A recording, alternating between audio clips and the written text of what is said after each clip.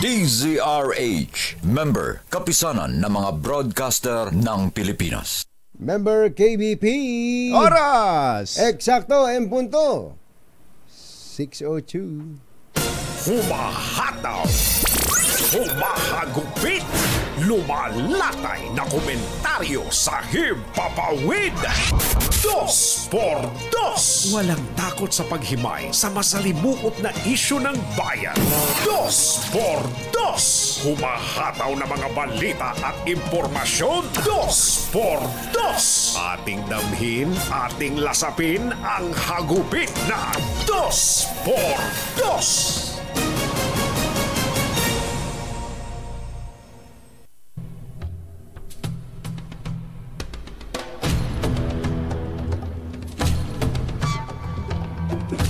Sa botong 285 na pabor, 3 tumutol. Inaprobahan ng Kongreso sa ikatlo at huling pagbasa ang panukalang 6.352 trillion pesos na panukalang budget ng pamahalaan sa susunod na taon na susuporta daw sa mga legacy project ng Pangulong Bongbong Marcos. Sa pangunguna ni House Speaker Martin Romualdez, ipinasa ng Kamara ang House Bill 10800 na naglalaman din ng halos 1.3 billion pesos na kaltas sa budget ng Office of the Vice President. Ito'y nangangahulugan na bumaba sa 733 million pesos ang inilaang pondo para sa OVP mula sa higit 2 billion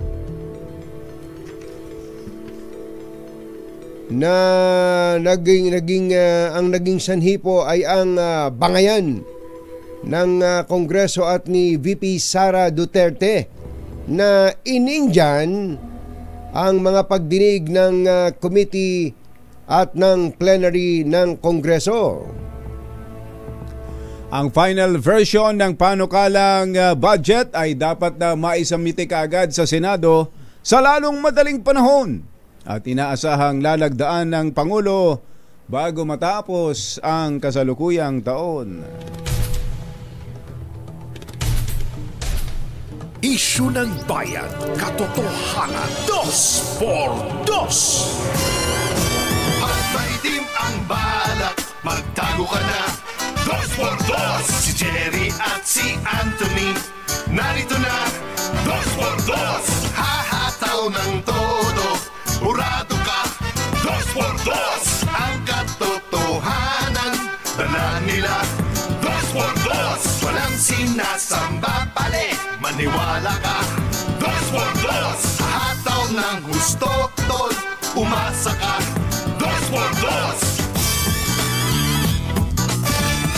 2 por 2.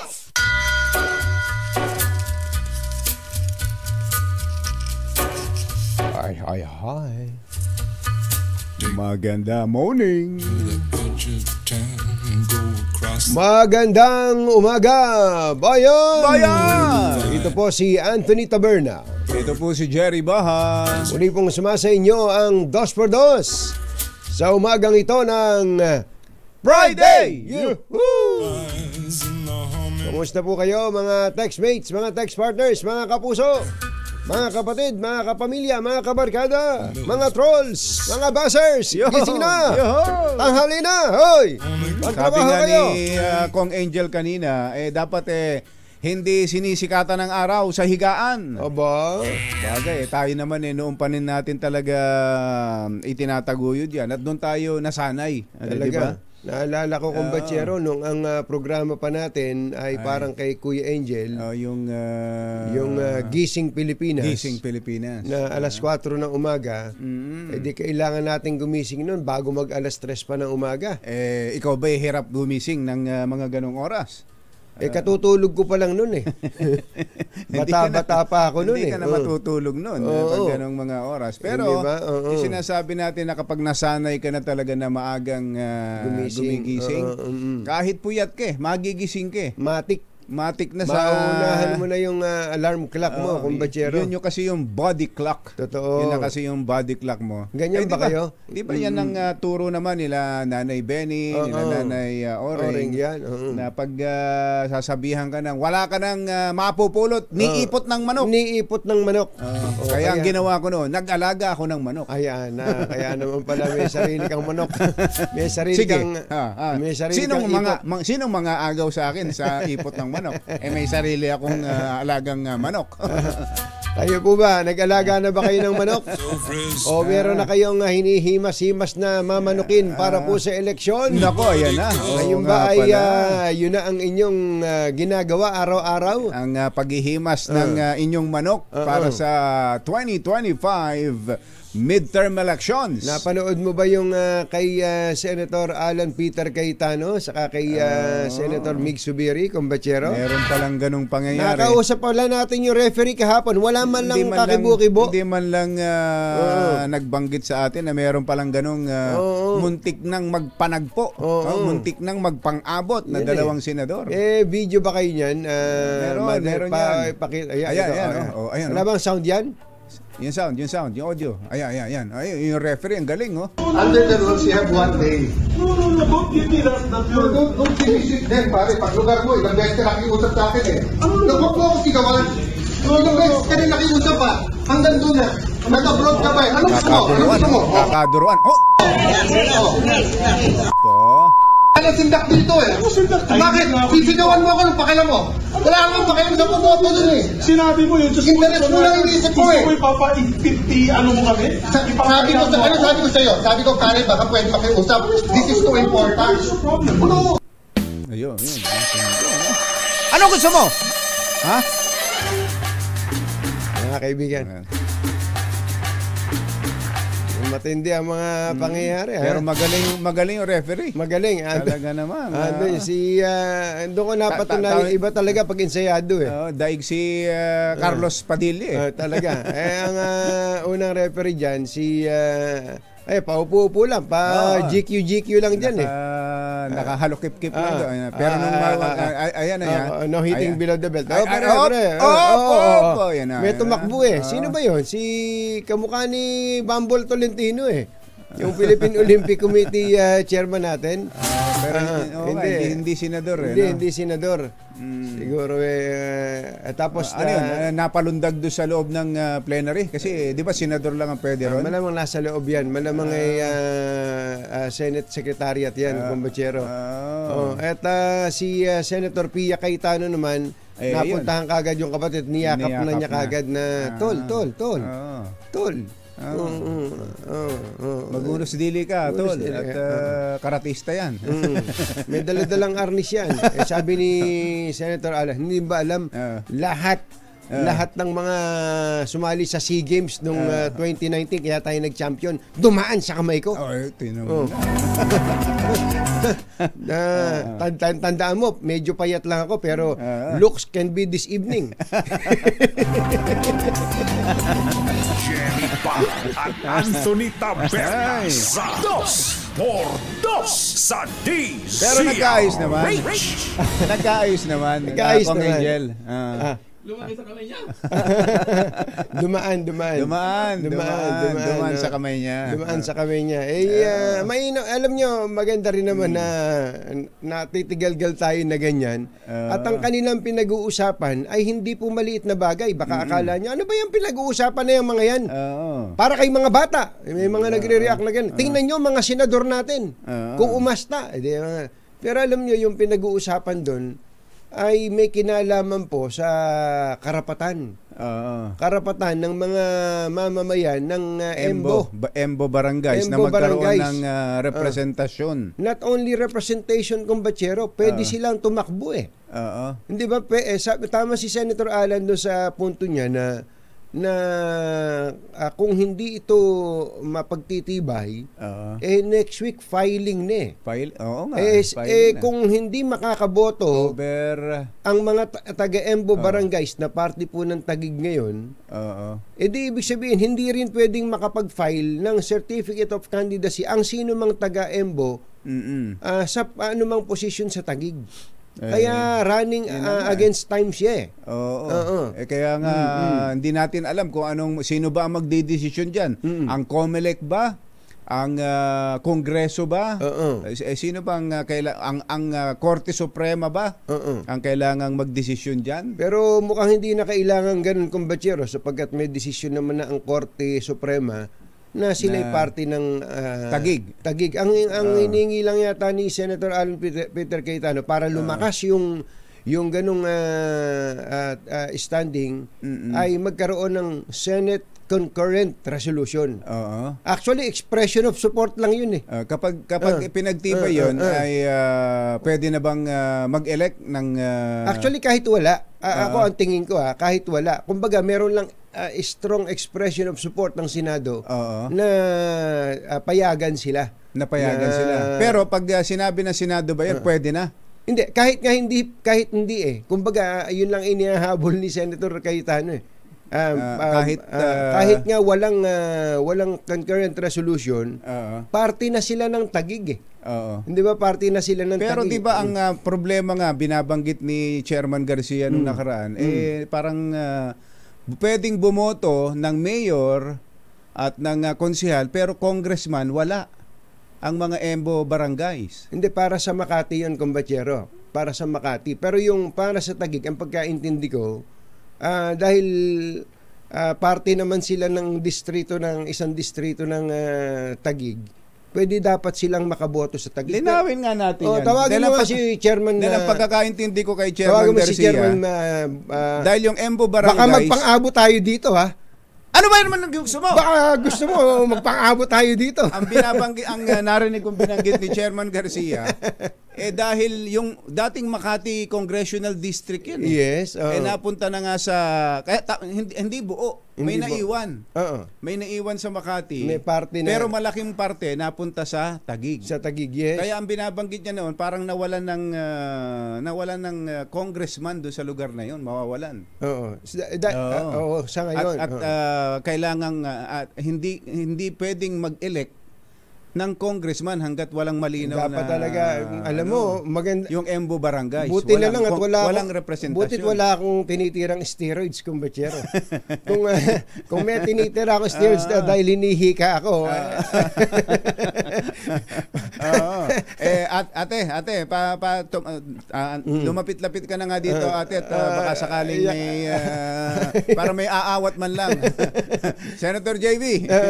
Ay, by the way, kumbachero, nainggit pala ang House of Representatives. May ganun ding eksena sa House of Representatives. Ay, di ba? Ganun din? Malapit-lapit sa ganun. Pero ito, nagmumove si Congressman Paul Daza na, ayan, may nangagaw. Kita mo? Oo nga, no? Sige nga, ulitin na. Dapat may audio tayo dyan. Ulitin natin. House of Representatives, pasok! Come in! Mr. Speaker, having no more members of the minority. Mr. Speaker, we join the minority in their motion to terminate the period of debate. So move, Mr. Speaker. Joint motion to terminate interpolations of the proposed budget of the Department of Health. Is there any objection? The chair hears none. Let me question the interpolations on the proposed budget of the Department of Health is hereby terminated. Let me question the forum, Mr. Speaker. Session suspended. Mr. Speaker. Ano yun? Para may perspective. Session is resumed. Para may perspective kayo. Majority Leader. Mr. Speaker. Bakit dahil sa alanganing oras na ng gabi. Ganon din. Alanganing sa Senado ganon din patapos na. Yung budget ng Department of Health aaprubahan na. Sabi nitong si Congressman Daza, parte siya ng minority wala naman na rin kaming tanong Wala naman na rin kaming tanong. Sige. So I move to for the House to approve the budget of the Department of Health. Sino yun ang agaw ng mic? Si Kwan yan, si Agri basta congressman yan ng Wilbert Lee. Ito yung mukhang gustong magsenador nito Mukhang gustong magsenador. Makikita mo yung mga billboard ni Wilbert Lee, nakabalandra kahit saan dyan. Nakikita mo yung kung ba't sigurado ko. Kasi kung saan ako dumadaan ka din eh. Oo. So si Wilbert Lee, at kaya siya tumayo at nang agaw ng mic, gusto niyang pigilin yung pag-approve sa budget ng DOH dahil meron daw siyang mga gusto pang itanong. Halimbawa, gusto niyang i-expand ang mga benepisyo para sa mga PhilHealth members. Ang bilis magsalita ni Congresswoman Janet Garin. Pakinggan nga natin kung paano magsalita balikan nga natin. Malumanay dati magsalita yan pero biglang bumilis. Kamin na DCRH TV. What will happen po pag hindi siya dumating, si Vice President? Mr. Speaker, having no more members of the minority... Mr. Mr. Speaker, we join the minority in their motion to terminate the period of debate. So move, Mr. Speaker. Joint motion to terminate interpretation of the proposed budget of the Department of Health. Is there any objection? The chair here.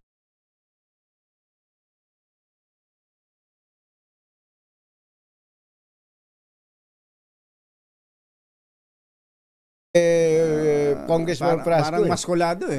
Yan yung asawa ni Secretary Cristina Frasco.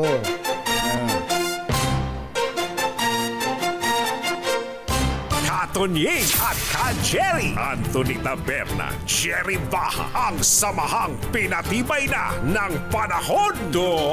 Sabi nung mga konsihal ng Maynila, kayo lang ba? Kami rin. Kayo lang ba? Hindi pwede yan.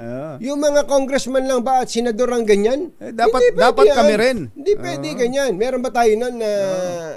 Sa City Council ng Manila. Sige, sa City Council ng Manila. Ganun din. Mabilisan. Ganun din ang usapang pera din. Budget. Ito. Yung nakikita niyo po yan. May audio ba yan? Ayan.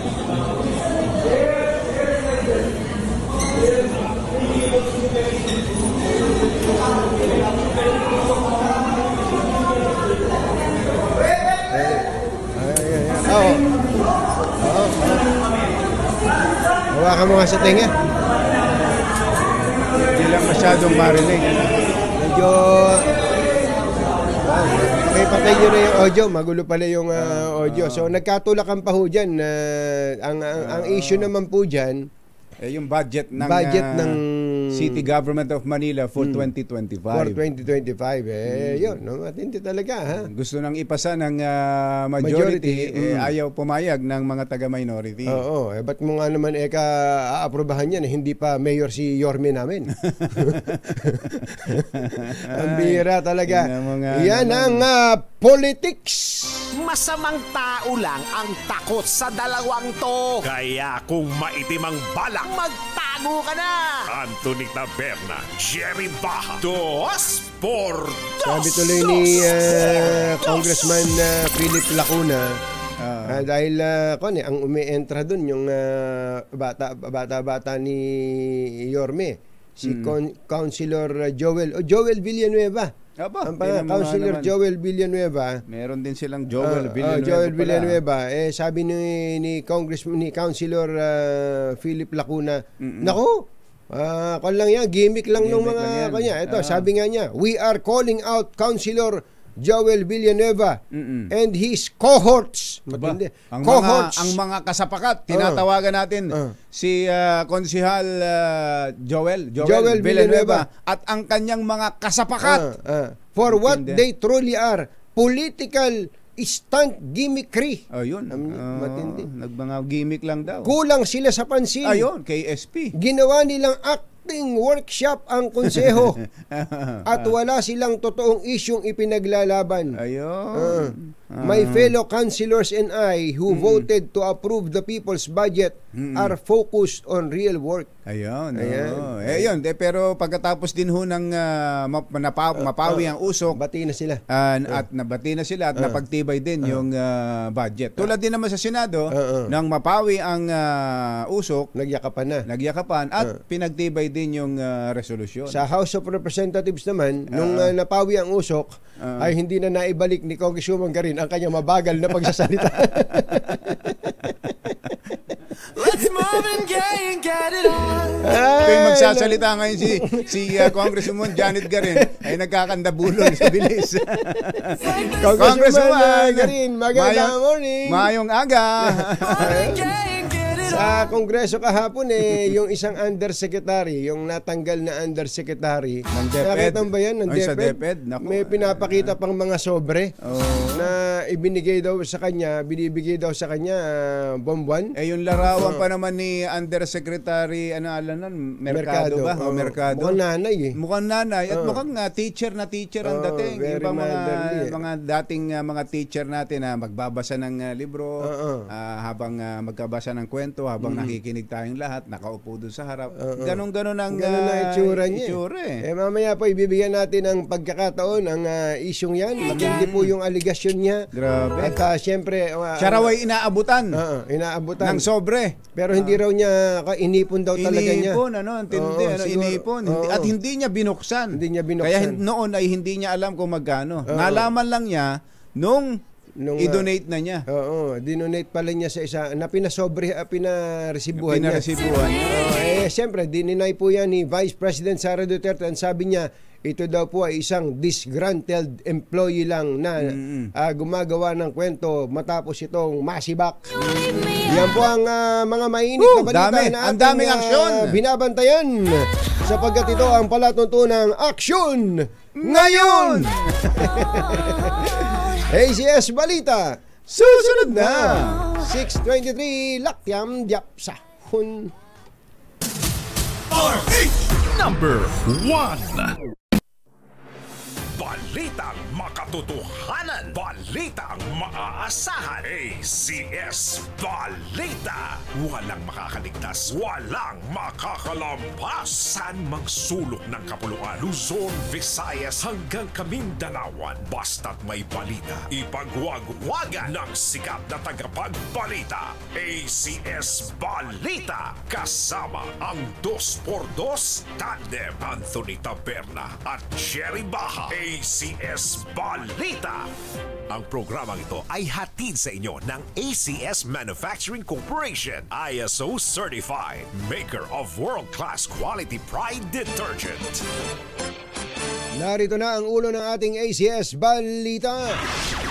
Pondo para sa taas sahod ng mga empleyado ng pamahalaan na ilabas na ng DBM.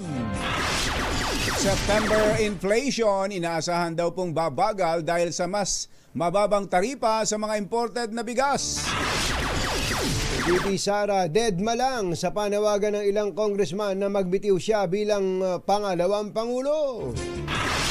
Senator Grace Poe bukas na maging bahagi ng gabinete ni BBM sa pagtatapos ng kanyang termino sa 2025. Lalaki nagpa-selfie kay Secretary Remulla, inaresto sa pagdadala ng baril. Ayun. At lalaking naglagay ng hidden camera sa CR ng isang school sa Kamsur, arestado. Magandang umaga, Luzon, Visayas at Mindanao. Good morning, Philippines. Hello, world. Kami po ang inyong mga tagapagbalita. Ito po si Jerry Baha. Ito po naman si Anthony Taberna. At ito ang ACS Balita. ACS Good News. Sa ating good news na ilabas na ng DBM ang pondo sa salary increase differential para sa mga empleyado ng pamahalaan. Ayon kay Budget Secretary Amina Pangandaman, umaabot sa 36.4 billion pesos ang inirelease na pondo para sa pagpapatupad ng salary standardization law sa lahat ng 308 departamento at ahensya noong Miyerkules. Ang taas sweldo ng mga empleyado ng gobyerno ay nakabatay sa Executive Order No. 64 na nilagdaan ng Pangulong Bongbong Marcos noong Agosto 2. Ang wage hike ay patutupad sa 4 na tranche, una noong Enero 1, pangalawa ay sa Enero ng susunod na taon, ikatlo sa Enero 1 ng 2026 at ang huli ay sa 2027. Congratulations! Yehey! Positibo naman si Finance Secretary Ralph Recto na babagal ang inflation ngayong buwan ng Setyembre.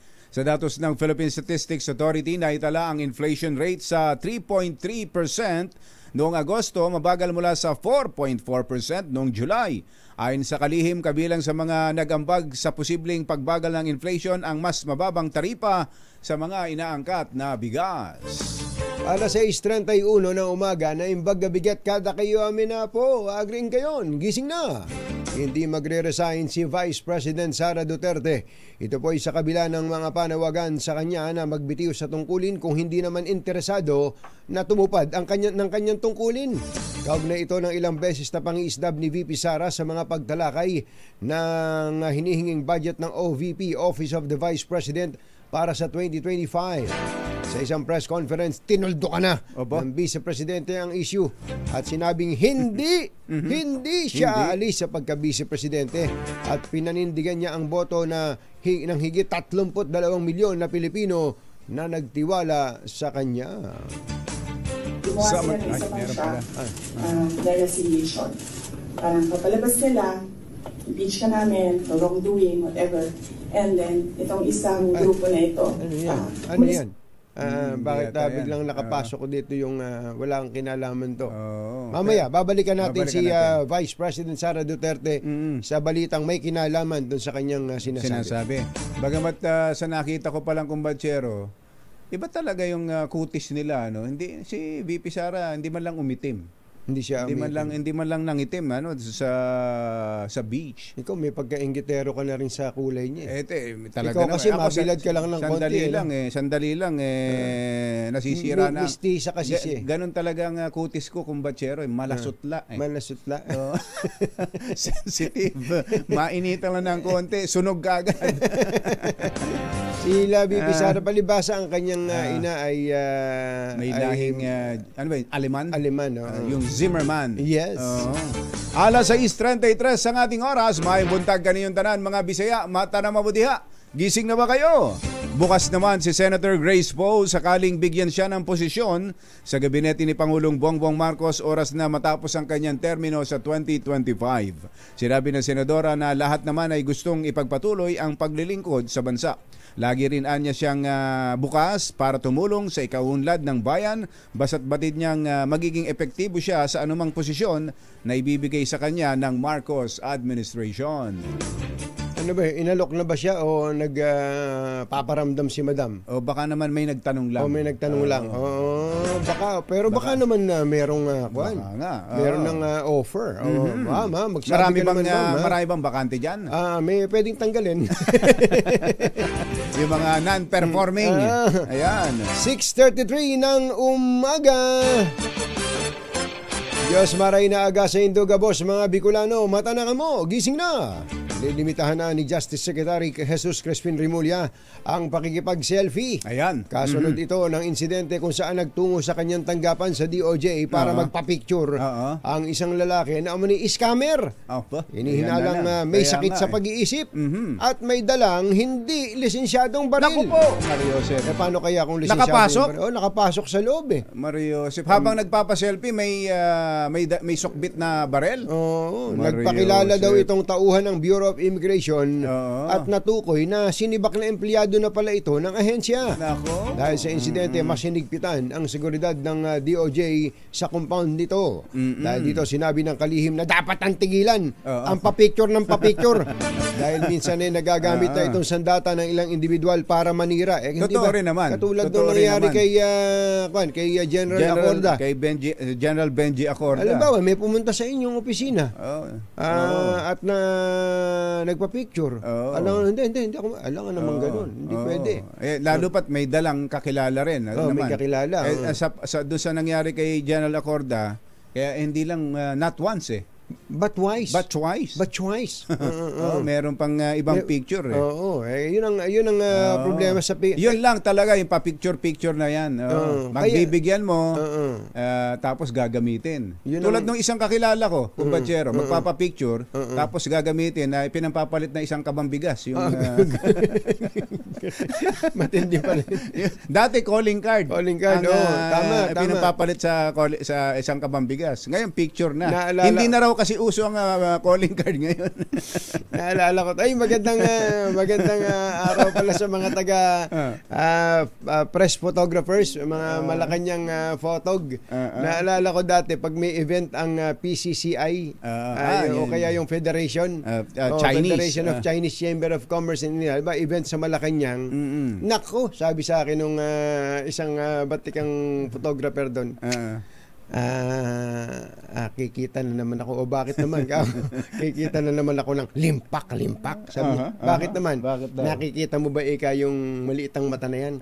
May picturean ko yan kasama ni Presidente. Ayan, talaga na picture. Talagang pila-pila. Totoo nga. Bawal namang magdala ng sariling photographer doon. Bawal magdala. Kaya yung photo, papadala ngayon yung hard copy doon sa businessman. Ngayon, may bayad yun. Alam mo naman ng mga taga Binondo nung araw, pagka ang pumasok ka sa kanyang establishmento, halimbawa hardware, ang nakasabit doon ay picture niya kasama ang presidente ng Pilipinas. Nako, mahal yun. Pinakamahal yun. Ay, pambihira.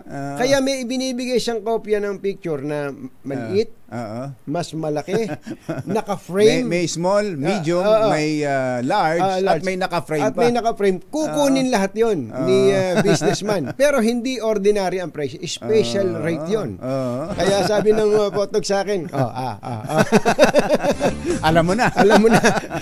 Alam mo na. Ganun po ganun ka-importante ang pic. Kaya yung ibang, halimbawa, official ng gobyerno, makikita nyo, kasama miyembro pala ng Hong Kong Triad. Kung sino-sino kasi hindi mo naman kilala yun eh. Nagpa-picture sa'yo tapos gagamitin laban sa picture. Ang guluhan na. Kawawa din yung ibang mga tulad lang nating kumbachero mapagbigay sa ganong mga nagre-request ng picture. Hindi ba tayong dalawa? Minsan kumakain tayo sa restaurant, biglang may magpapa-picture. May magpapa-picture sa atin. Tapos biglang kaibigan na. Tapos pag alis, biglang sabihin yung bill namin doon. Big Soto ito. Tito Vic and Joey pala. Alas 6:38 ang ating oras. May paalala po ang PNP Anti-Cybercrime Group sa mga kababaihan na maging mapanuri sa kanilang paligid. Ito ay matapos maaresto ang isang lalaki na naglagay ng isang maliit na kamera sa loob ng banyo ng mga babae sa isang eskwelahan sa Camarines Sur. Pambihirang patiso.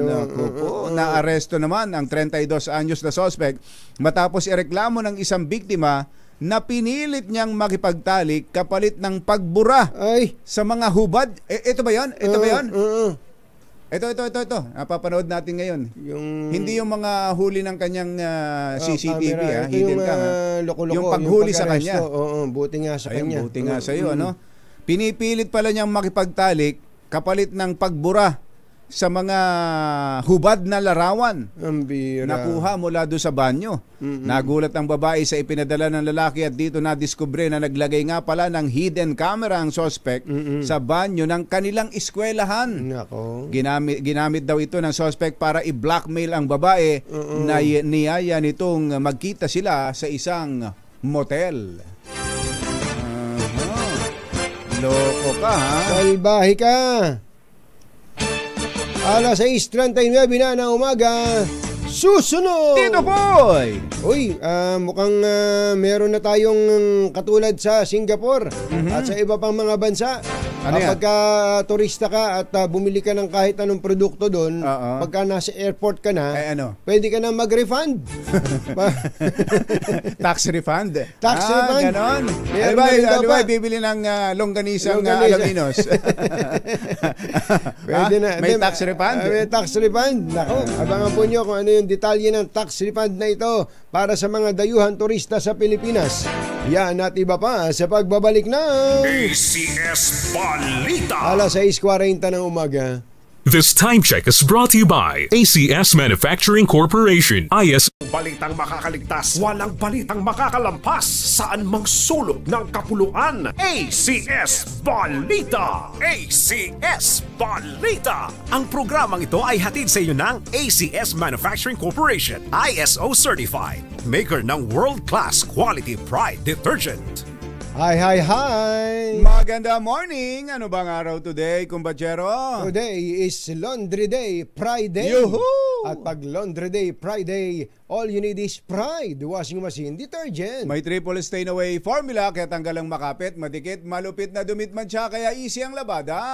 Kaya pala mula noon hanggang ngayon, all you need is Pride. All you need is Pride. ACS. Kasama ang 2x2 Tandem Anthony Taberna at Jerry Baha. ACS Balita. Muli po kami nagpapasalamat sa ating mga taga-subaybay sa Metro Manila at Mega Manila. Number 1 ang DZRH sa pinakahuling survey ng Kantar Media. Naku po, Yun. kami po ay... ayusin mo yung kwelyo mo. Ayusin natin yung kwelyo. Thank you. Salamat po sa inyo. Boss Jun, wala ba tayo dyan? Boss Attorney Reg. Hindi nyo ba napapansin na halos araw-araw na po kaming nagpaparinig dito? Boss Jamay. Boss Jamay. Wala ba tayo dyan? Hindi lang Metro Manila, pati sa Mega Manila. Thank you! Isyu ng bayan, katotohanan, 2x2. Eto na. Nasa magtanong linya nga na tayo. natin. Magtanong nga tayo. Para may dahilan ba para muntik na magpang-abot. Pang-abot ang dalawang magigiting na senador mula sa Taguig at Bukidnon. Kausapin natin si COMELEC Chairman George Garcia. Mr. Chairman, magandang morning! Magandang morning, Katunying, Ka Jerry, at magandang morning din sa mga kababayan natin. Kumusta po, Chairman? Kayo ba'y nandito lang sa Manila? Andito lang po, nakapanood tayo ng gamuntik na. Chairman, kami kanina ni Kumbachero, muntik na rin muntik na rin kaming pang-abot dito. Kung malapit-lapit lang yung namin, yung aming pwesto, malamang nagkapang-abot kami. Hindi kami magkaintindihan, Chairman At yung pinag-awayan ni Senator Cayetano at saka nito si Senator Subiri, Yun din! Ano ba kayo nga mag-referee sa amin? Ano ba talaga halaga niyang Senate Concurrent Resolution o may halaga ba talaga yan? Hindi ba pwedeng makaboto ang mga taga-Embu barangays o makatakbo ang mga taga-Embu barangays sa Taguig nang wala yung Senate Concurrent Resolution na yan? Katunying, Ka Jerry, background lang Sige po. lang para mabilis.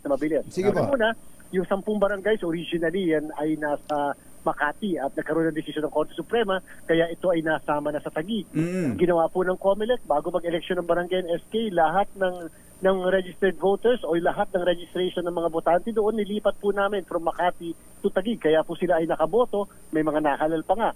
Diyan po sa Taguig, ibig sabihin, yung po 10 barangays ay part na po ng Taguig. So, unang parte po ng taon na to, ang COMELEC po ay nag-issue ng isang resolution na sinabi namin, walang duda yung 10 barangays, yung mga botante dyan, ay makakaboto sa mayor, makakaboto sa vice mayor, sa senador, sa party list. Subalit, at makakaboto din sila sa sangguniang panlunsod.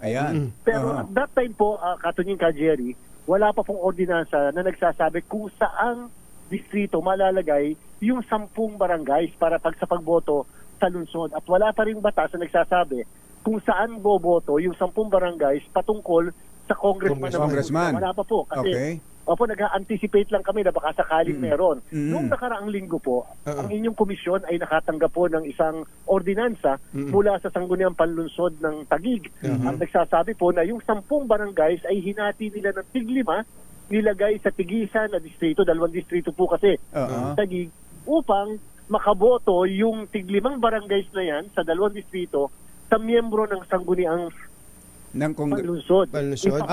Council, konsehal. Opo, dinagdagan nila ang sangguniang panlunsod na tig-4 pa, kaya magiging tig-12 ang miyembro ng sangguniang panlunsod ng Taguig. Ang problema po natin, paano ang pagboto naman ng mga kababayan natin ng 10 barangays na yan sa congressman? Hindi po kapangyarihan ng sangguniang panlunsod yung pag-create ang tinatawag na legislative ay kapangyarihan ng Kongreso. Kaya kailangan po talaga, Katunying, Ka Jerry, ng isang aksyon mula sa Kongreso upang magkaroon ng kaliwanagan saan boboto yung 10 barangays patungkol sa distrito para sa congressman. Pero ang congressional action po ba na binabanggit nyo ay kailangan ng bill o sapat na po ang katulad itong pinag-awayan na to na concurrent resolution po? Ayan po ay aming pang pag-uusapan sapagkat una muna, Katunying, Ka Jerry, wala pong kinecreate na bagong legislative district doon sa concurrent resolution. Kasi sa pagkakabalita natin, mukhang ang ginawa, kung ano yung ginawa ng Sangguniang Panlusod na sinama ang tig-5 sa bawat distrito, ganun din po ang ginawa dito sa concurrent resolution. Ibig sabihin, sapat na ba yung mismong concurrent resolution lang at hindi nakakailanganin ng isang batas ganung wala namang kine-create na pangatlong distrito sa Taguig? So, teka mo muna. So, dun sa Senate concurrent resolution, kung ano yung ginawa sa council, city council, parang ganun din ang mangyayari sa hatian. So magiging dalawang congressional district din? Hindi, may existing kasing may dati ng isa, district dyan eh. May dati ng isa. Hindi, dalawa. Dalawa na po. May dalawa na po talagang existing congressional district. Sinamahan lang, dinagdagan lang ng tig-5 na barangay mula doon sa 10 barangays na galing sa Makati. So, ang tanong po natin dito, yung pong concurrent resolution ay lumilikha po ba ng bagong distrito? Hindi po ba't hindi naman? Ay, yan po yung napakagandang legal issue, Katunying Jerry. Hinihintay na po namin kaagad na ma-transmit sa amin upang mapagdesisyon na natin. Pero ito po ang isang guiding principle lang, Katunying Jerry, na hindi naman pwedeng hindi makakaboto yung mga kababayan natin para sa kanilang kongresista o representante. Yun nga. Lagi, walang disenfranchisement. Yun ho importante yung makaboto ng kanilang representative, yung mga taga-Embo barangays. Pero so ang legal issue ay kung sapat na ba ang resolution lang o kailangan talaga ang panukalang batas, ang bill. Kasi po may magsasabi, may mag-argue dyan na dahil nagdadagdag, ibig sabihin, pinabago yung mismong komposisyon ng Kongreso sa distrito. Sabi naman po, alam niyo po, Katunying Jerry, yan po yung sentimiento ng Kongreso. At siyempre, napakabigat sa part ng komisyon na ay ang ganyang sentimiento, bagamat hindi yan yung batas na ine-expect natin, pero yan po ay sentiment ng parehas na kapulungan ng Kongreso. May oras pa po ba? Katulad po yan, ang sesyon po ng Kongreso ay naka-break po ngayon, ang Kongreso po ay naka-break ngayon at ang filing po ay sa October Martes 3. na. Ay, Martes ba? October 3, tama? May information po. Kailan po ba? May information po tayo, Katunying Jerry, na kagabi, mukhang inadapt ng House of Representatives yung resolution, concurrent resolution na pinopropose ng Senado. Pag po ganun, maihabol sana upang kahit paano, pag nag-file ng candidacy mula October 1 to 8, at least po, kung may tatakbo halimbawa sa isa sa mga 5 o sa 10 barangay, alam na nila na pwede pa na sila mag-file ng candidacy doon sa distrito na yun for congressman. So, sobrang importante po pala yung usapin na to, no? Kasi kung ganun siya ka-urgent. Ganun talaga siya ka-urgent. Kaya naitaas ni Senator Cayta yung kanyang manggas. Talagang handang makipambulo eh. Ibinaba yung hawak-hawak niya eh. Pero, okay, sir, kidding aside, yung pong sitwasyon ngayon, ngayon po ay September 26 po ngayon, at meron pong House and Senate concurrent resolution na ganito, paano nyo po titingnan yon until someone questions this sa halimbawa sa Korte Suprema? Paano po yung ating mga kababayan na gustong tumakbo sa pagka-congressman diyan po sa Embo Barangays? Katulad po, Katunying Jerry, nung pagkatanggap kaagad namin ng ordinansa, nung isang araw, kahapon po ay aming inaksyonan kaagad.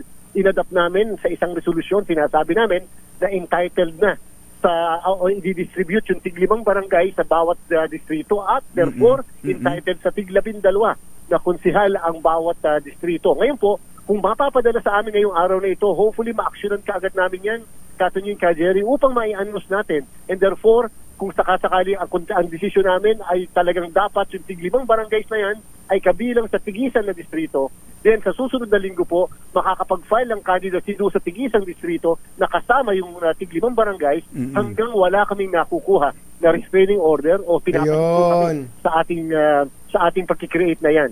So, ganun na gagawin ng COMELEC. Gagayahin na lang yung sa nangyari sa konseho at maliban na lang kung may TRO mula sa husgado, yun, tuloy. Makakaboto sila, makakapag-file sila ng kanilang certificate of candidacy sa pagka-congressman. Okay. So pwede na silang mag-file, pero kung kalagitnaan ho ng kampanyahan, may biglang TRO, paano ho mangyayari doon, Chairman? Pag po biglang TRO, then ang una po, kapag kami nag-file, halimbawa, ng candidacy doon sa 5 sa bawat distrito, ibig sabihin, hindi pala siya pwedeng maging kandidato doon sa distrito na yun kasi ibig sabihin hindi siya kasama. Patay tayo dyan. Mga botante, hindi makakaboto sa congressman. Therefore, yung balota na aming gagawin, dapat wala pong congressman doon sa barangay.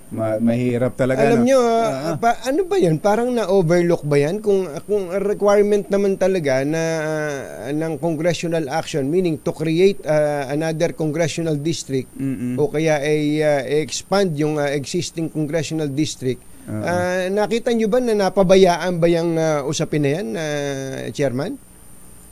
Palagay ko hindi naman po dyan po sa bilang pagrespeto din sa ating Kongreso sapagkat ang nakita po natin itong mga nakaraang ilang buwan, Katunying ka, Jerry, wala po tayong nalaman na parang may kinreate ang Kongreso na bagong legislative district. Ibig sabihin, madaming mga nagpa-file ng legislative district. Ang pagkakaalam natin, 35 lahat na. Ang nag-ambisyon na magkaroon ng legislative district sa buong Pilipinas. Pero sa Taguig, wala pong na-actionan. Wala talaga na-actionan. Wala talagang na-action. So mukhang walang ginawang, wala talagang, para fair, wala talagang inaksyon ng gano'n ng Kongreso, no?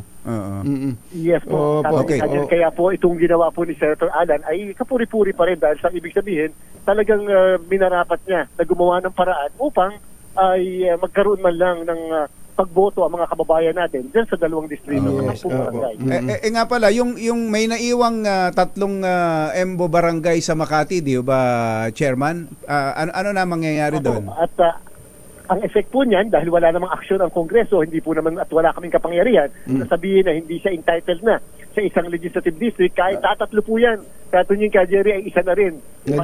Isa pa rin yan. District maghahalal ng kanilang kongresista. Sila yung nakakasiguradong magkakaroon, yung 3 barangay, dahil walang problema. Ilan po ba ang populasyon dyan sa 3 barangay na natira? Ay para pong ano na lang yan, mahigit na lang 100,000 samantalang doon sa 10 barangays po. Katunying ka, Jerry, ang registered voters doon, almost 300,000 at almost 600,000 ang populasyon sa 10 barangay. Mas maliit ang gagastusin ng tatakbo doon sa 3 barangay. Isang congressional talaga. 3 barangay lang. Mr. Chairman, maraming salamat po sa inyo. Salamat sa paglilinaw ninyo. Hindi na po, salamat po sa pagre-refer niyo sa amin. Muntik na kami magpang-abot eh. Huwag nyo nang itaas ang manggas. Tama na yan. Thank you, Chairman. Si Attorney George Garcia, ang chairman ng COMELEC. So ulitin lang natin, just to summarize, yung pong concurrent resolution na muntik nang maging mitya ng pagbabago ng mukha ng dalawa ay napaka-importante pala. Napaka-importante pala na inadapt din daw po kagabi ng House of Representatives na ang ibig sabihin ang mga taga-EMBO barangays yung tigli 5. Hati. 10 yun eh. Paghahatian ng dalawang distrito doon po sa Taguig. Until resolution lang kasi. Until TRO, kung meron mang question sa Kusgado, is issued, tuloy. Ganun po ang mangyayari. Makakaboto sila at makakatakbo kung sino mga may gustong tumakbo sa pagka-congressman doon. Nagatid sa kabuuan ng ating ACS Balita, ito po si Anthony Taberna. Ito po si Jerry Baha. Kasama ang 2x2 tandem Anthony Taberna at Jerry Baha. ACS Balita. Balitang makatotohanan, balitang maaasahan. ACS Balita. Ang programang ito ay hatid sa inyo ng ACS Manufacturing Corporation, ISO certified, maker ng world-class quality pride detergent. Bachero ng Bayan, Katunying at Ka-Jerry. 2x2. Ang daming nagtatanong sa atin. Kung kailan daw ba totohanang dadalo yan dugo sa mga nag-aaway na mga politiko. Wag. Masyado kayong... Huwag naman ganon. No? Ando naman ang mga referee. May mga referee naman. Yung palang isang referee doon ay si OSAA Chief General Angkan. Ayun. Sabi ni Florante tsaka ni Ricky Mabilis Ileto. kumilo si General, ha? Ang bilis. Hindi mo akalaing retired general na, ha? Parang ang galing pa doon sa taas. sa gallery. Tapos yung nilundag ba na isang kamay na itinukod yung kamay doon sa barandilla, tapos tumalo ng parang talo ni Tom Cruise. Parang yun, Tom Cruise yun. Dati. Ay, ito pala yung binabanggit ko, kumbachero. Pirma na lang daw po ng Pangulong Bongbong Marcos ang kailangan para sa maging batas yung panukalang i-refund o magkaroon ng tax refund ang mga dayuhan turista. In-approve na daw po ng Kamara yung version ng Senado, yung final ni Senator Win Gatchalian, Senate Bill 2415. Oras na may sa batas, bibigyan po ng VAT refund ang mga dayuhan sa mga produkto na binili nila sa mga government accredited stores. Ayun. Na may minimum purchase na 3,000 pesos. So accredited, mga government accredited stores po ito. VAT, so mga ilan yan? 10%? Dito 12% 10 to 12% ang VAT dito so kung ganito yon, so magkakaroon ng panibagong counter sa airport, patay tayo dyan. Para sa tax refund, ano? Siguro ang gawin na lang dito, kung talagang magkakatuluyan, ang counter ay wag na sa airport, doon na mismo sa store.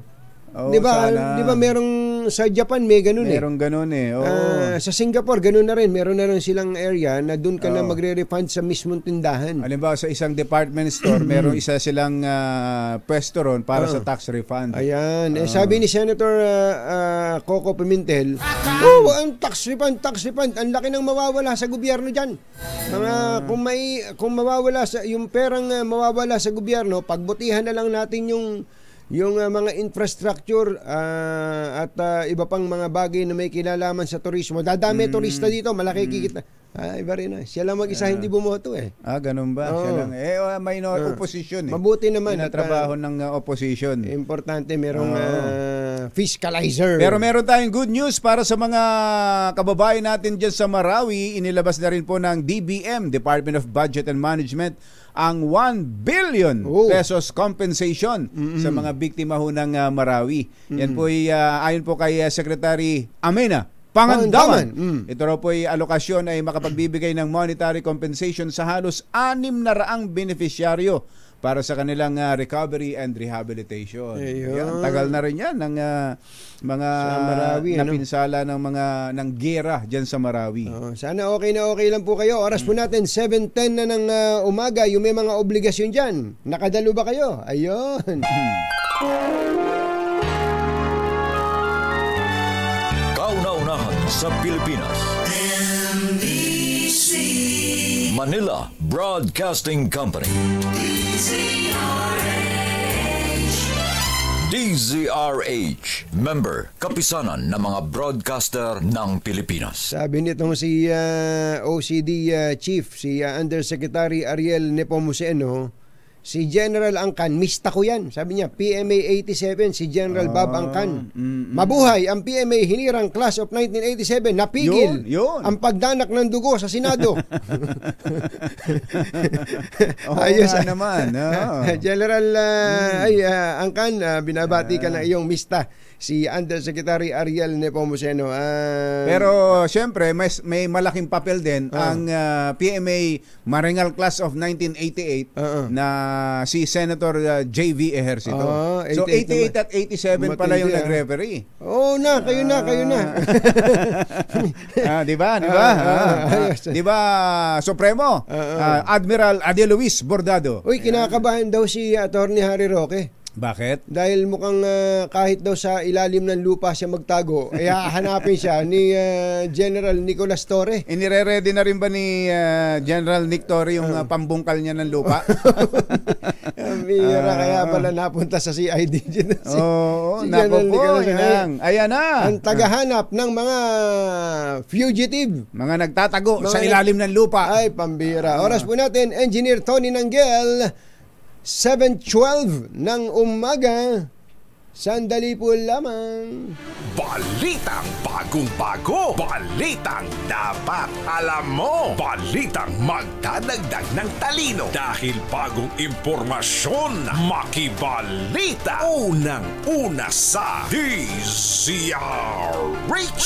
Pangunahing balita. Kasama ang 2x2 tandem nina Anthony Taberna at Jerry Baha.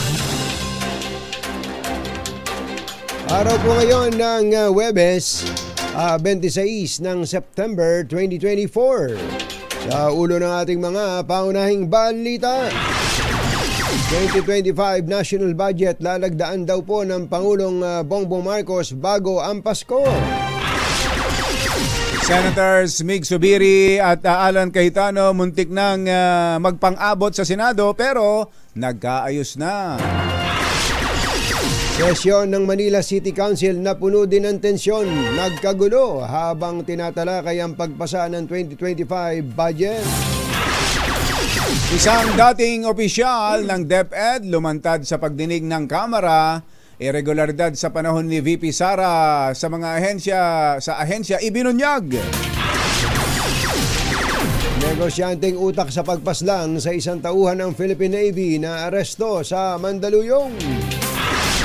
At pagse-selfie, nagresulta para madakip ang 5 minor na nagnakaw sa isang tanggapan sa Iloilo City. Magandang umaga, Luzon, Visayas at Mindanao. Good morning, Philippines. Hello, world. Kami po ang inyong mga tagapagbalita. Ito po si Jerry Baha. Ito po naman si Anthony Taberna. At ito ang... Alas 7:14 ng umaga, detalye ng mga balita sa aming pagbabalik. Champion Super Clean. Champion Alas 7:19 na ng umaga, arestado ang 5 minor de edad matapos pagnakawan ng Public Order and Safety Management Office sa Iloilo City. Ayon sa Iloilo City Police Office, may edad 15 hanggang 9 na taong gulang ang pare-parehong mga lalaking sospek. Mabilis na natukoy ng pulisya ang mga sospek dahil sa kanilang mga hindi binurang selfie na kinuha gamit ang DSLR camera ng pinagnakawang opisina. Iniwan ng mga sospek ang camera pero tinangay ang 2 laptop at isang cellphone na kalaunan ay na-recover din. Naiulat ang insidente matapos bumalik sa trabaho ang mga empleyado kaya agad naglunsad ng follow-up operation at nahuli ang mga sospek. I-turn over na ngayon ng 5 minor de edad sa Iloilo City Social Welfare and Development Office. Baka naman sinadya talaga para mahuli sila. Nagpakilala. Kami ito. Yan ang kanilang trademark. Arestado naman ang isang suspect sa pagpatay sa isang Navy personnel sa Santo Tomas, Batangas. Kinilala ang suspect na si Cesar Manggubat, 37 anyos at isang negosyante na tinuturong utak sa pagpaslang sa biktimang si Ronald Salinga. Nakwelyuhan si Manggubat ng mga otoridad sa Mandaluyong City sa bisa ng arrest warrant na ipinalabas ni Judge Mary Grace Bonsol Cabal ng Laguna Regional Trial Court 4th Judicial Branch. Noong September 6, nakitang wala ng buhay at may tama ng bala sa katawan si Salinga habang nasa loob ng kanyang sasakyan sa barangay San Rafael, Santo Tomas, Batangas. Alas 7:21, nagkainitan, naghamunan at muntikan pang magsuntukan sina Senators Mig Zubiri at Alan Peter Cayetano sa sesyon ng Senado, ngunit kinalaunan ay nagkabati rin. Ito matapos maghain si Cayetano ng resolusyon para payagan ng mga taga-Embo barangays na bumoto ng congressman. Pero dahil wala pang batas kung saang congressional district sila kasama, sinabi ng COMELEC na hindi pa makaboboto ng kanilang congressman ang libu-libong mga botante nito sa darating na eleksyon. Kaya naman naghain ng resolusyon itong si Senator Cayetano. Kinwestiyon naman ni Zubiri ang hakbang ni Cayetano dahil wala naman ito sa daily agenda ng sesyon ng Senado ng araw na yon. humingi sila ng suspensyon at dito na nagsimula ang mga sagutan na humantong sa pagkakainitan. Rules, you have 1 day. No, don't give me that. Don't finish it then, pare. Pag lugar mo, ilang beses ka nakiusap sa akin eh. Huwag mo ako sigawan. Ilang beses ka rin nakiusap pa. Hanggang doon na. Nag-abroad ka ba eh. Anong gusto mo? Ano sindak dito eh? Bakit? Sisigawan mo ako ng pakialam mo. Wala akong pakialam sa pumoto dun eh. Sinabi ko yun. Internet mo lang iniisip ko eh. Gusto mo ipapa-50 ano mo kami? Sabi ko sa'yo? Sabi ko, pare, baka pwede makiusap. This is too important. Ayun. Wala na. Wala na ba? Siyempre, baka may marinig yung mga bata. Yan po ang sagutan sa Senado, pero at the end of the day, bati sila, nagkayakapan pa. At ito nga yun, nagkabati sina Senator Mig Zubiri at Senator Alan Peter Cayetano matapos nga pong magkainitan dyan sa floor ng Senado.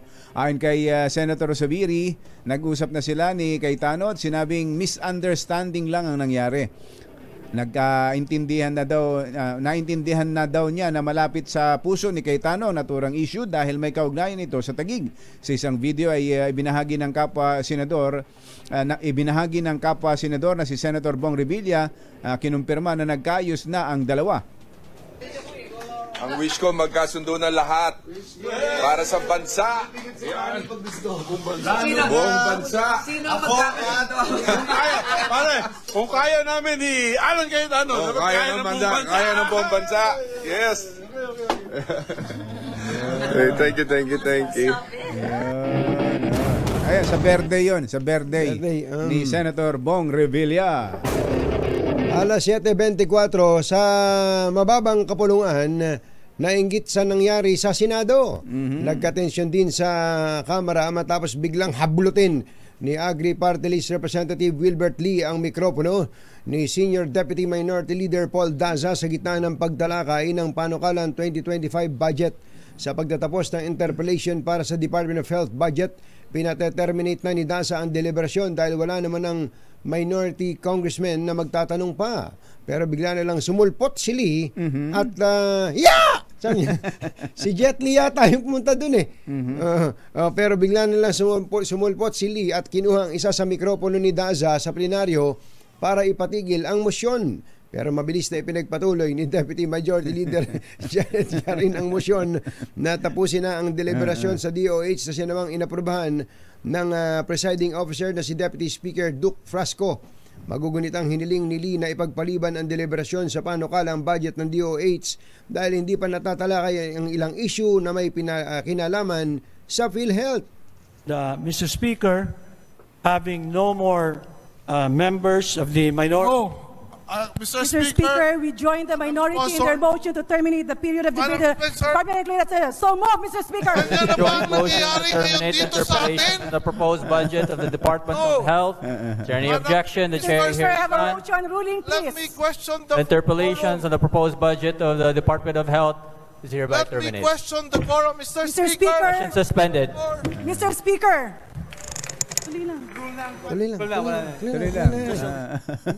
Session is resumed.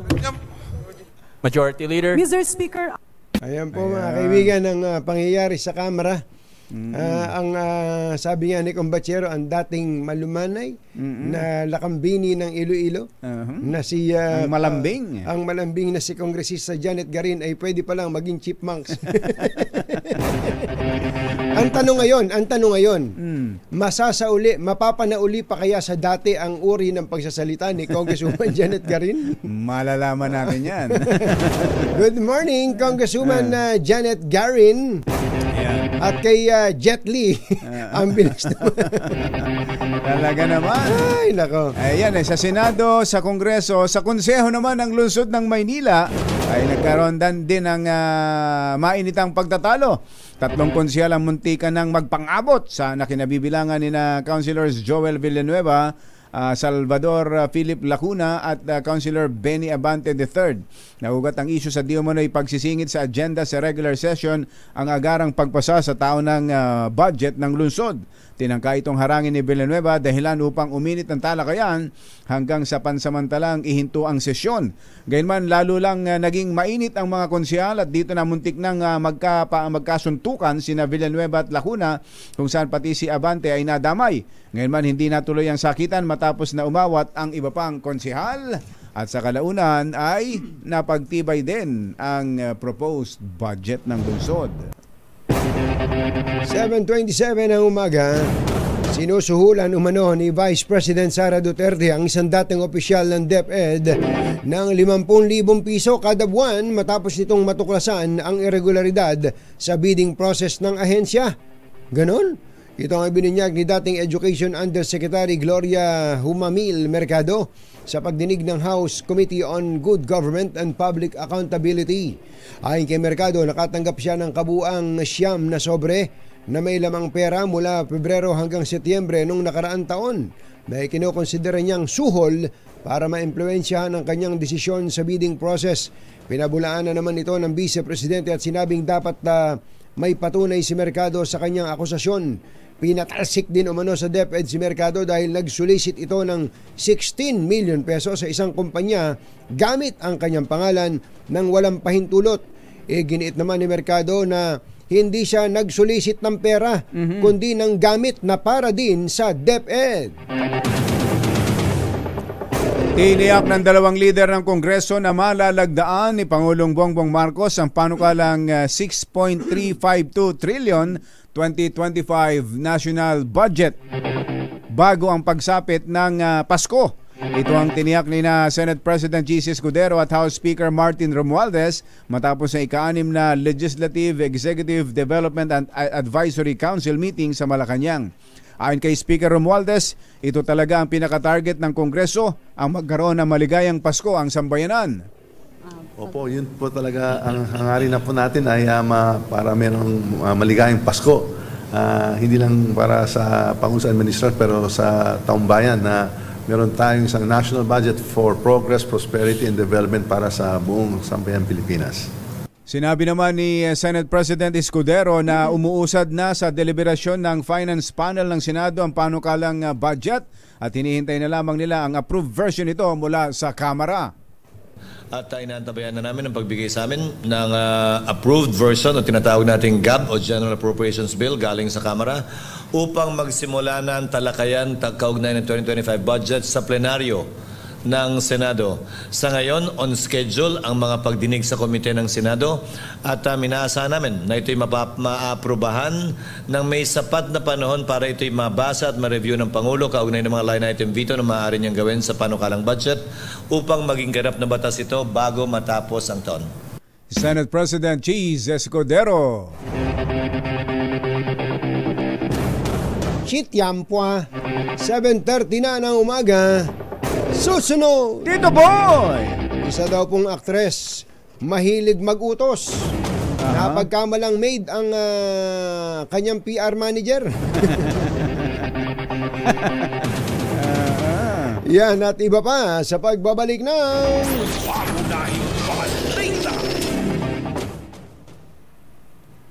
This time check is brought Pangunahing balita sa showbiz. Magandang dilag. Yeeha!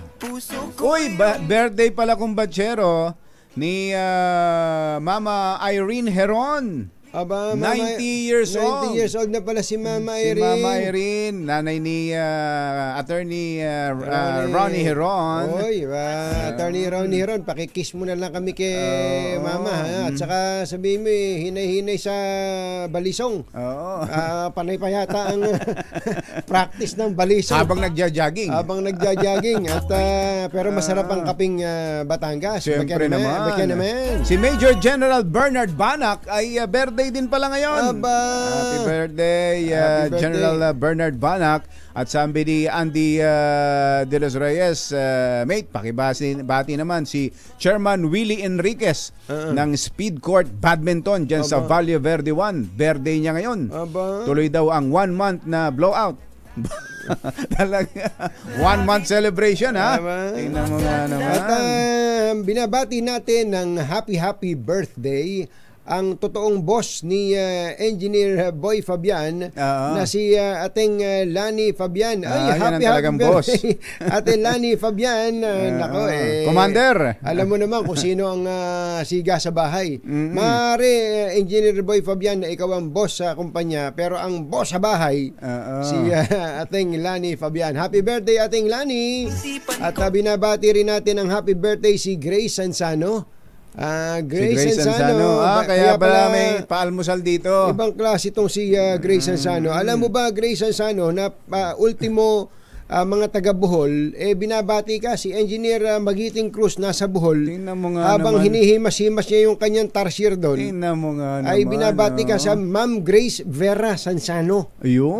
Happy birthday sa iyo. Ayan. Sila bossing Ray Harke and Dondon Uy, mga miyembro ng PMA Marigal Class of 1988 ay nagbe-birthday ngayon. Happy birthday sa inyo. Ayan. At magandang umaga at happy birthday din, kumbachero. Kay Kuyang Dominic Jorge. Hindi pala birthday. Nakikinig lang pa. At si Kuyang Arthur Fermin na nandyan po sa Japan. Ayan. Sagot sa kahirapan. Aya Jalom Tang. Magandang morning. Ito naman si General James Brillantes. Nandun pala siya ngayon sa Las Vegas. Ganun ba? Dumalo daw siya ngayon. Parang pinasisiklaban mo kami. Hindi ka man lang nangumbida, ha? Birthday daw ni Attorney Mikey Rosales, ang head ng Special Project Unit, Office of the President ng San Miguel Corporation. Si Danny Halili, birthday ngayon. Si Danny. Danny Halili. Boss Danny. At si Paul Louis Tugade, Kuya Pawi. Happy birthday sa iyo at ka-birthday mo pala. Si Ma'am Patty Betita. Yun. Andito na. Sino kaya itong birthday din pala ni Jun Di Makutak? Si Jun Di Makutak. Ang RH happy birthday. 19 natin. Sino kaya itong actress na napakahilig daw mag-utos? Palautos daw itong actress na to. At ultimo yung kanyang PR manager ay ginawang utosan na para daw buhatin ang kanyang maleta papasok sa hotel. Baka naman maganda lang silang magsamahan. Baka naman nabibigatan lang. Alamin nga natin ang balita muna kay showbiz legend Maury Alino. Magandang morning!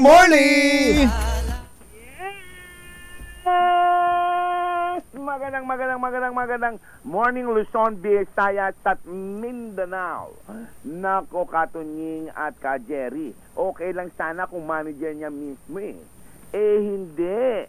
Isang kilala, isang sosyal at isang mayamang PR manager, talent coordinator at lahat-lahat na isang matalinong writer. Ang one time ay inutusan nitong isang actress na ito na ikinabigla ng magandang PR. Magkaibigan naman, magkakilala naman sila pero hindi sila ganun ka-close. Pero dahil sa pagiging palautos nito, nakakaloka si Super Mega, nakakabaliw dahil inutusan ni actress itong napakagandang PR at matalinong PR na bitbitin ang kanyang mga maleta o luggage. Dahil ang nangyari, mas unang pupunta kasi sa hotel itong si maganda't matalinong manager. Ang ginawa nitong si actress ay sinabing bitbitin daw ang kanyang maleta at susunod na lang sila. Nangyari ito sa ibang bansa. Actually, itong actress na ito ay likas ang pagiging palautos. Palautos. Oo. Sino ba yan? Nautusan ka na ba niyan? Nautusan. Palautos ito kasi hindi niya sila. Basta putos-putosan niya. Huy! Bitbit mo nga ito. Huy! Masahihin mo nga ako. Ay, nako, speaking of masahe, ito nagpa-pedicure pat manicure ito sa isang kaawa-awang empleyada ng isang nail salon. Nail salon. Libre na nga lang. Napunta sa bahay nila. nagpa-manicure ang nanay, pati ang kapatid, lahat na. Alam mo, mula doon sa gate, ang layo ng nilalakad, hindi man lang pinasundo, naglakad itong si naglilinis. Manicurista. Dahil wala man lamang tip, wala man lamang grabe pala yan. Grabe pala yan. Sino ba yan? Sino ba yan? Sino yata ito eh? Ha? Kaibigan yata ninyo ito. Sino ba yan? Sino yan? Sabihin mo na. Clue. Ang actress na bida sa ating sino daw? Ano daw? Ay si actress may letter T sa kanyang name zoom. Yan ang ating DZRH show. Letter T. Ito po ang inyong RH47. Una sa Pilipinas, una sa Pilipino. Babu. Anthony Taberna at Jerry Baha, DZRH, pangunahing balita. Pinakatutok sa atin, kumbachero, ang mga taga National Irrigation Administration Administrator Eddie Guillen. Magandang morning. Kahapon pala ay golden anniversary, 50th anniversary ng NIA Yupris, kumbachero, yung Upper Pampanga River Integrated Irrigation System diyan sa Cabanatuan. Oo, matindi ang lawak ng sakop niyan. 164,500 hectares. Adi sigurado andyan si Engineer Tony Nanggel. Nandoon, kumbachero. Alam mo naman, dating hepe ng Yupris yan at outstanding regional director yan. Talaga naman. 27, 208, 209. Congratulations sa ngayon naman outstanding golf player siya ngayon at sinusuportahan ng mga umbrella girls. Pinaliligiran ng mga umbrella girls. Siyempre, alam mo naman si Engineer Tony Nanggel parang si Dan Fernandez yan pagka tiningnan ni Engineer Tony Nanggel yung mga umbrella girls, malilipad na yung isip ng umbrella girls, makakanta niya, parang ice cream na bilad sa ilalim ng araw. Engineer Tony Nanggel, 7:44 ng umaga. Sandali lang, Edniel Parosa, standby. Number 12 minutes bago ang alas 8 na umaga. Sa iba pang balita, papayagan ng COMELEC ang mga taga-Embo Barangays na makaboto ng kongresista. Ayon kay COMELEC Chair George Garcia, kikilalanin ng COMELEC ang concurrent resolution na pinagtibay na ng Senado at Kamara.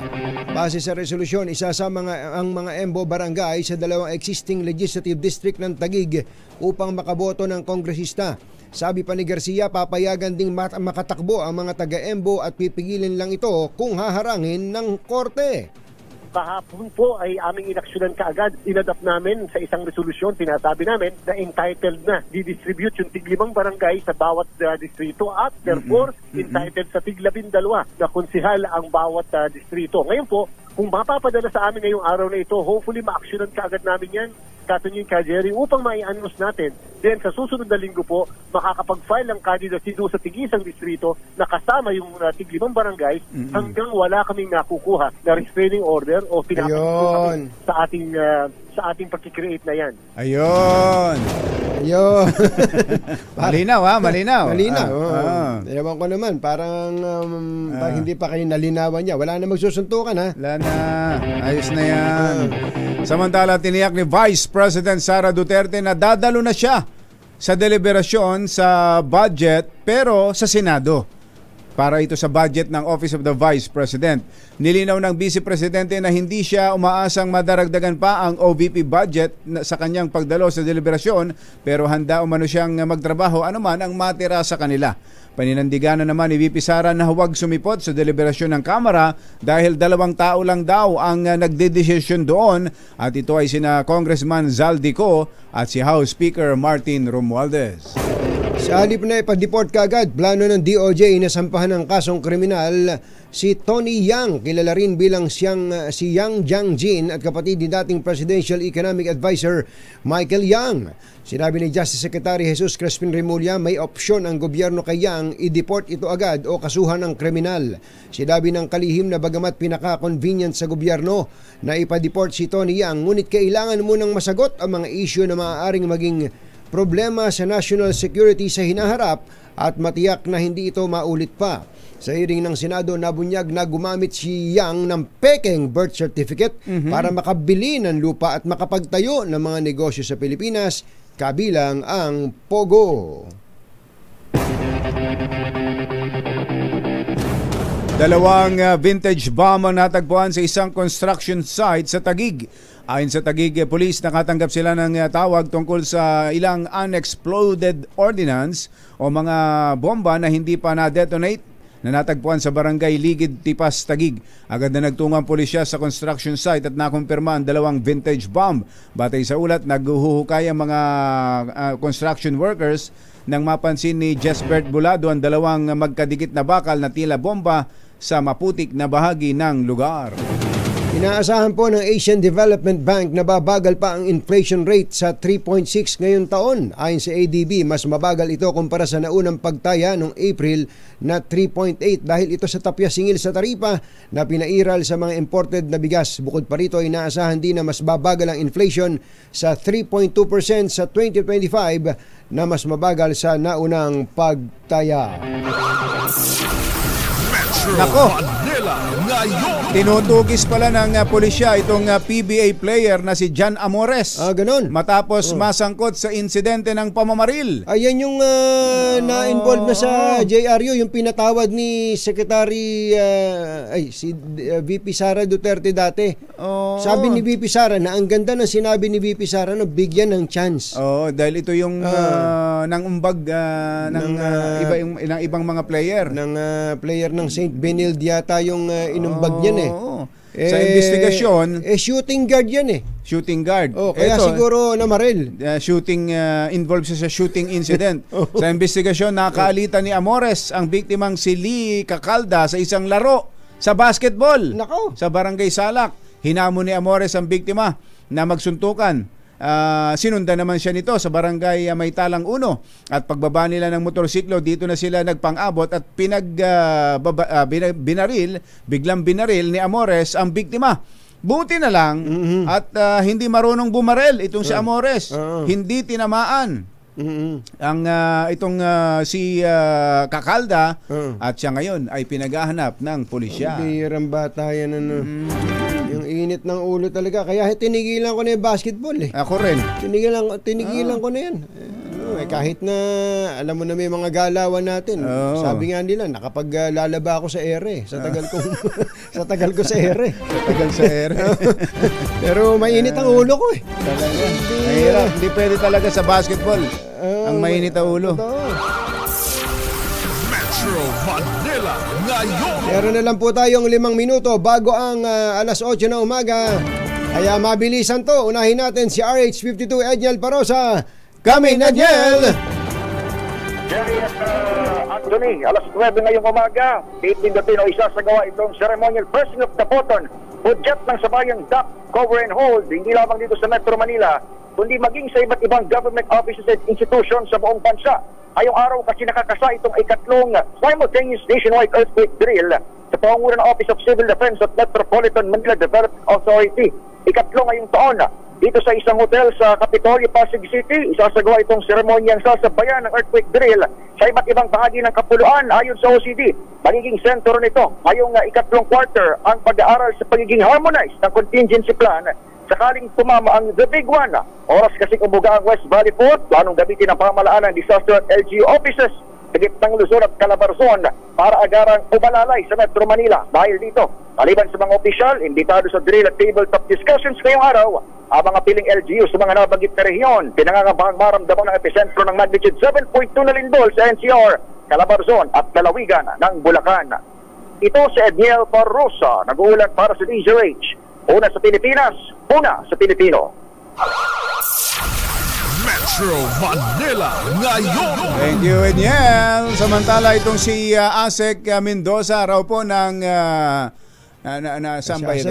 Vigor Mendoza ng LTO ay may utos daw po sa mga fixer sa LTO.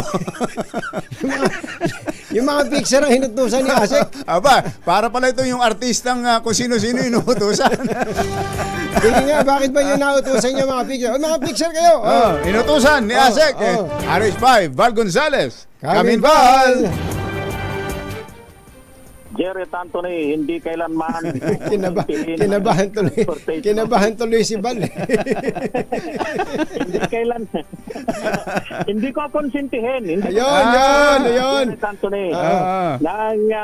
Nitong si ASEC Bigor Mendoza, ang pakikipagsabuatan ng kanilang mga empleyado sa mga fixer na nagkalat sa kanilang tanggapan. Ito ang inihayag ngayon ng LTO Chief Attorney Bigor Mendoza kasabay ng direktiba na ubusin at pag-aarestuhin ang nagkalat na mga fixer sa LTO.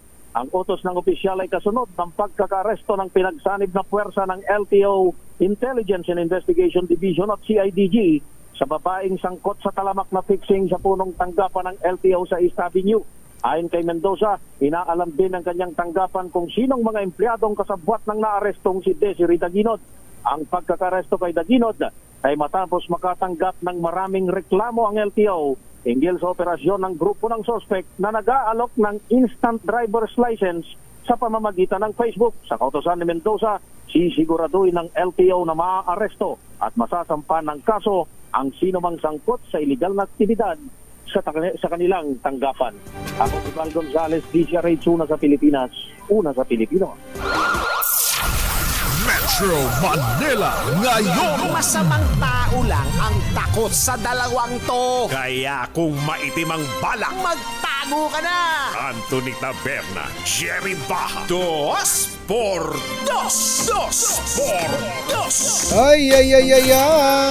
Oy, baka may butas na yung bubong nyo. Baka naman ay palitin na. Aha, buti na lang may bubong na maasahan. Gawa sa state-of-the-art technology. May aluminum na. May pintura pa. Now available na rin sa pre-painted tiles pa. Para sa eleganteng bubong na matibay na, makulay pa.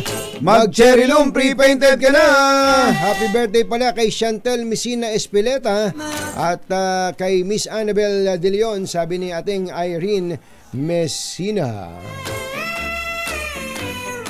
Okay, this one's for Gabby. Mamaya na, kumbachero, yung isang benefit concert na gagawin. Ito may pamagat na Thrive. Yan po sa Metro Tent sa Pasig. Metro Tent, ayan. Magagaling yan. Sila Ogie Alcacid, si Lani Misalucha, si Julian San Jose, at si Darren Espanto, at Jerry Baha. Medyo minamalat ako, kumbachero. Ngayon pa lang, hihingi na ako ng paumanhin sa'yo. Kung hindi man ako makabirit mamaya. Sige, makikain Pwede bang makikain na lang? Makikain ka na lang. Nakakatuwa yung benefit concert na to sapagkat ngayon palang buwan na to, kumbachero, ay ginugunita yung parang awareness sa cancer.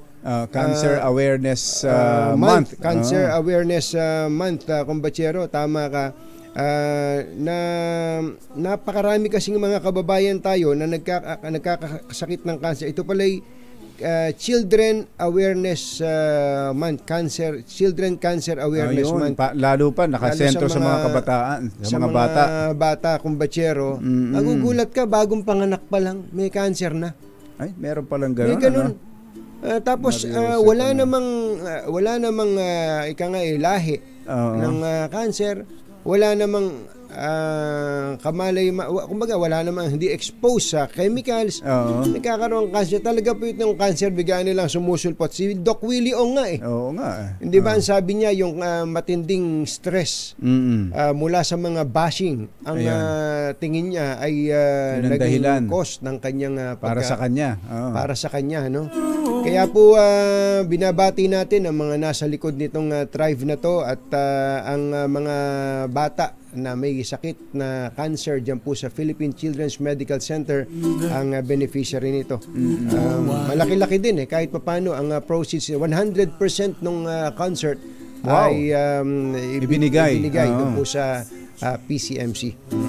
Hindi Mag-iingat po tayo. Ang ating mga, lalo lang ating mga anak, pag may mga idinadaing po sa atin, huwag nating babaliwalain. Papainumin mo lang ng paracetamol. Okay na yan. Hindi. Patingnan po natin at gamitin po natin ang mga benepisyo ng ang dami yan, andyan na. Nasa pamahalaan, yung PhilHealth lang kumbaga. Ang dami-daming pwedeng maitulong. At ngayon may mga proyekto pa ang pamahalaan para mismo sa cancer, kumbaga. Magtatayo ng bukod na ospital para sa cancer. Pero pinaka-importante pa rin, ang ating pananalangin. Panalangin, may pananampalataya. Ayan, ang ating pagtitiwala sa dakilang lumikha.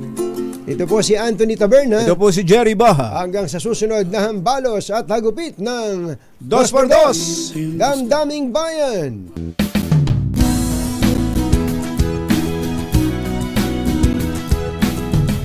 Magbago man